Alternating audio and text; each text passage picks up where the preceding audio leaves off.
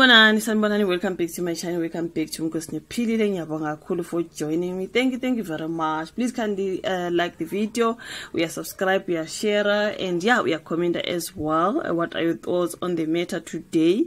Something like that. Sabonga kakhulu ukuthi ujoin bafethu.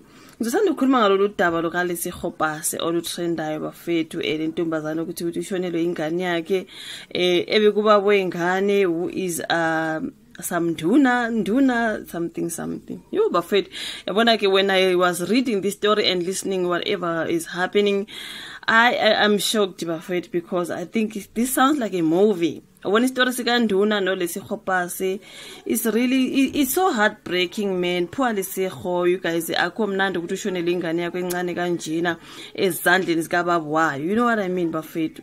Kodwa sokusenziwa namhlanje ngeingane zethu bafethu, this is just so wrong, hey?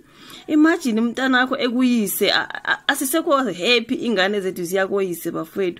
Really, like what nonsense is this one?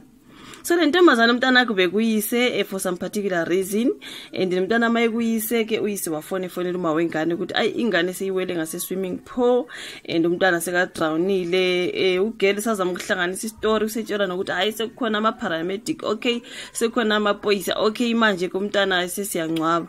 Hey, vuthu nje umntana seshonile, umntana useyangcwatshwa mntakaba. This is just so horrible. It's a horrible story bafethu ke, kodwa udaba lwakhe uyalibhala phansi uLesego Pase wazisa abantu ukuthi bafethu nginengane nomntwana onjeni igama lakhe usibanibani, into eyenzekayo, this is what happened. Walibhala phansi udaba lwakhe. Ngizozama ukuthi ngifunde, even though I think in the post on Instagram, something like that. Is I think lezi stories tito kuma stories wakhe ka Instagram. Igama lakhe uLesego Pase, ukhala ngengane yakhe ocabanga I believe ukuthi this was not fair. Umntana wakhe is either umntana wakhe ushone ewele ngase swimming pool ngempela or ingane yakhe ibulewe. Like honestly speaking, because lo bhuti ngathi unama helpers abantu abakumsiza endlini ababili. Mhlawumbe ukhona ogada ingane, ukhona njalo osebenza endlini, something like that. Kodwa kumntana wele ngase swimming pool kukhona abantu abasebenzayo, uyisa ngazi bekhona noma ubengekho, kodwa lesi vuthu nje uguy afuna ukwenza ngaso yonke into from mangithi yamamela from kushona kwengane to ukungcwatshwa komntwana. It's just like a 2 minutes thing, like ujaheni kanti ukungcwaba ingane like really phezukala ukufuna ukuyenza yonke into umama wengane akekho wenza wedwa. La kanjani singashonela ingane lethu babili and all of a sudden uyangazisa ukuthi manje sengenza ukuthi manje sengiyanqoba, manje akuna death certificate, akuna lutho mntakaba, kanti kuphekwani la? Hayi bafethu, kanti kuphekwani la? Like honestly speaking, this story is just so hi. Okay, but anyways, let me read uLesego Pase njengoba ke ube reporter ku udaba lwakhe ukhala ngosiza ukuthi akasizakale, because no ikhona into eyenzakalayo lana. Ngizofunda ke izitori zakhe, ngizama ukuthi ngiziqoqe zonke. Uthi please help me here, this is getting sinister, I can't make sense of anything right now. My baby daddy has since deactivated his account since I have raised concerns about the safety of my son. It gets dark, this must be a nightmare. Ngathi kuthiwa ingane lena ngesikhathi sane 2 months ubhuti kwazama eminye imshikashika thizeni, you know what I mean.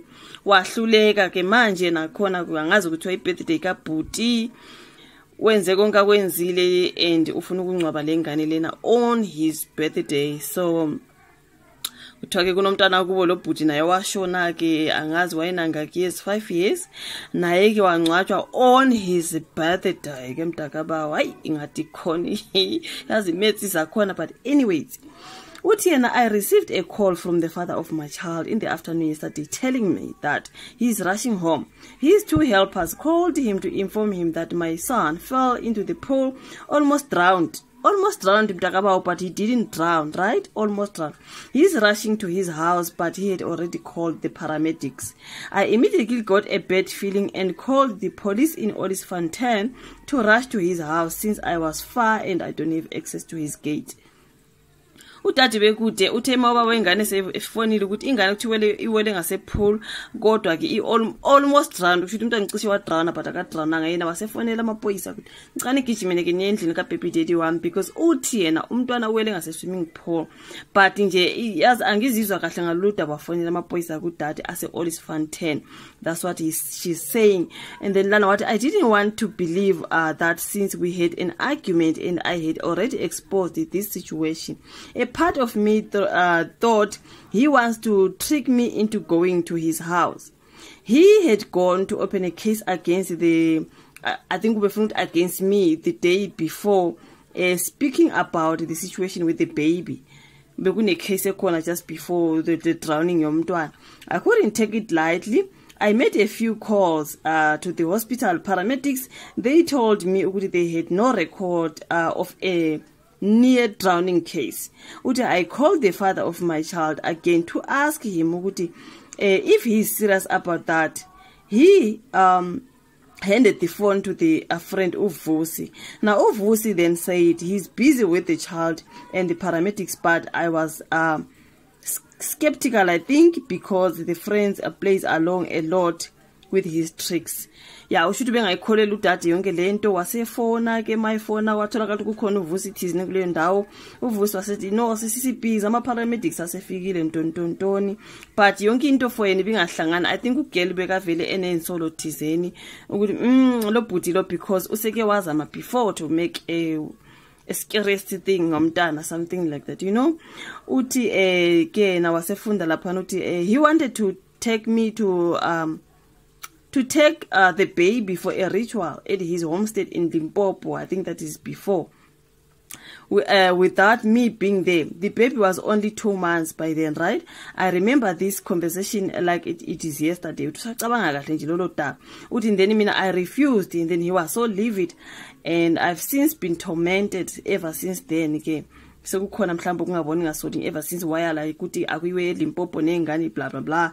So it's much easier to judge when you've never been in my shoes. I fought a good fight for that boy ever since you know, she fought a good fight for mntanake, but the boy stood no chance.